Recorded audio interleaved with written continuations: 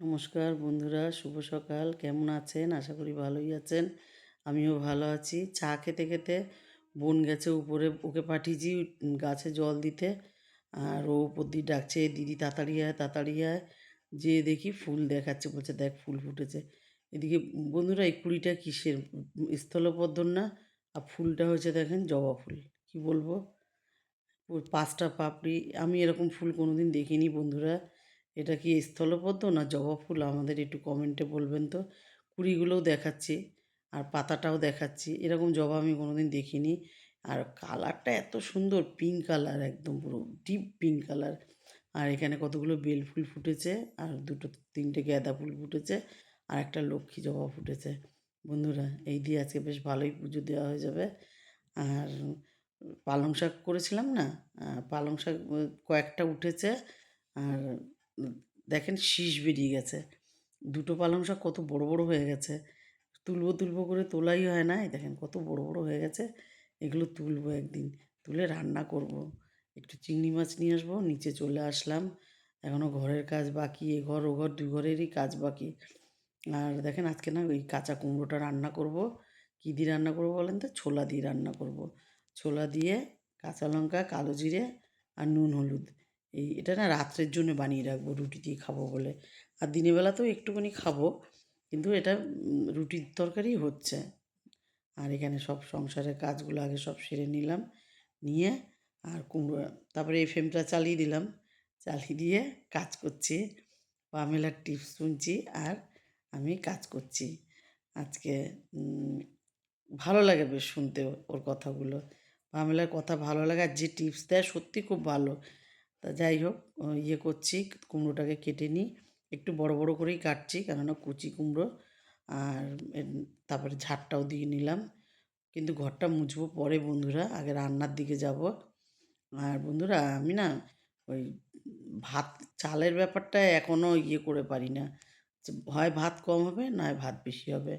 কালকে দেখেন কতগুলো শলা ইয়ে করেছিলাম, ওই চেঁচে রেখেছি পাতা। তাই আরও আর কিছুটা আছে বাকি। ওটা দিলে পুরো একটা গোটা ঝ্যাঁটা হয়ে যাবে। আর এখানে খিদে পেয়েছে বলে আজকে ম্যাগি খাবো। আজকে আর কিছু খাবো না, ম্যাগি খাবো এখন। চা নিলাম না, চা দুবার খাওয়া হয়ে গেছে। আর এখানে ট্যাংরা মাছ আছে, আর আছে রুই মাছ। ২টো মাছের মধ্যে আমি একটাও করব না। বন্ধুরা যখন তখন আমার মাছ রান্নাও করতে ইচ্ছা করে না। আর এই অনেকটা বেলা হয়ে গেছে এখন। আর কুমড়োর তরকারিটা বসিয়ে দিয়েছি রাত্রে রুটির জন্য। আর এগুলো দেখেন ফ্রিজে ঢুকিয়ে দিচ্ছি আমি মাছগুলো। আর মাছগুলো ঢুকিয়ে দিয়ে এবার কী করব? এবারে বোন বলছে তাহলে কী খাবো? আমি বলছি কী খাবো, আগে এই দেখ সবজিগুলো দেখেন।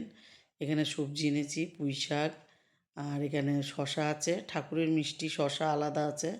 আর এখানে পেঁয়াজ আলু সব রয়েছে। আর এখানে তাও আলু পেঁয়াজ আনা হয়েছে, মনে হচ্ছে যুদ্ধ বেঁধেই গেছে। এখানে কুমড়ো আজকে করেছি, আবার কুমড়ো আনা হয়েছে, আম আনা হয়েছে। আর 10 টাকার না ক্যাপসিকাম নিয়ে এসেছি। দেখেন এখানে এগুলো না একটু ছোট ছোট, কিন্তু খারাপ লাগে না খেতে, এগুলো একটু কম দাম। আর এমনি তো কিনতে গেলে একটা 10 টাকা 15 টাকা নিয়ে নেয়। কুমড়োটা বসিয়ে দেবো। আর তেলটা দিয়ে দিলাম, তেলটা দিয়ে গরম করে নিলাম। শুকনো লঙ্কাটা আগে কাটাটা দেখাতে পারি না, কাঁচি দিয়ে কেটে দিই তো, তখন ফোন ধরতে পারি না এক হাতে।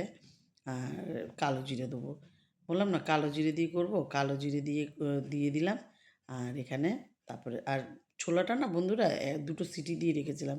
ছোলাটা কিন্তু সেদ্ধ হয়ে গেছে, আর একটু ফুলেও গেছে। এবারে এটা কড়াইতে দিয়ে দেবো, দিয়ে এবার নাড়াচাড়া করব।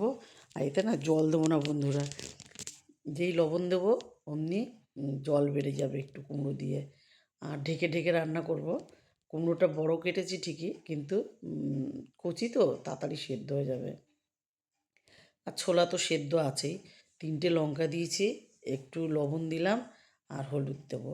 ব্যাস আর কিছু না, এই দিয়েই রান্নাটা হবে।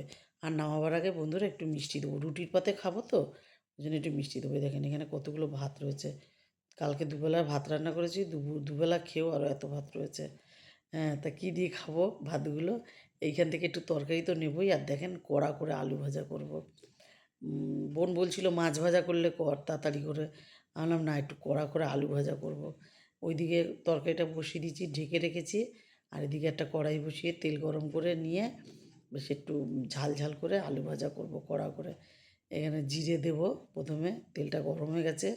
আর জিরেটা দেবো তো, জিরেটা বেশ চড়চড় করে বেশ একটা আওয়াজ হবে, তখন দেবো আলুটা। তাহলে আহ, ওটার গন্ধও আলাদা হবে। আর দেখেন একটু লাল হলেই এবার আলুটা দিয়ে দেবো। আলুটাতে না আগে কিন্তু আমি হলুদও দেবো না, লবণও দেবো না। আগে কিছুটা ভেজে নিলাম, এবারে নুন হলুদ দেবো। কেননা আগে যদি হলুদটা দিয়ে দিই না, অনেক সময় নাড়ার পর হলুদটা কালো কালো হয়ে যায়। ওই জন্যে দিয়ে দিলাম এখন নুন, এখন হলুদ। আর ঢেকে ঢেকে আলু ভাজাটা করেছি। যেহেতু আলুগুলো বড় বড়, তাহলে ভিতর দিয়ে একটু বেশ ভালো নরম হয়ে যাবে আর উপরে কড়া থাকবে।